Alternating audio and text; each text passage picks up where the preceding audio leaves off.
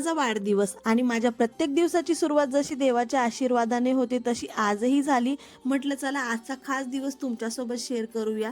सगळ्यात आधी तुळशीला पाणी अर्पण केलं, कारण माझ्या घरात सकारात्मक ऊर्जेची सुरुवात तिथूनच होते.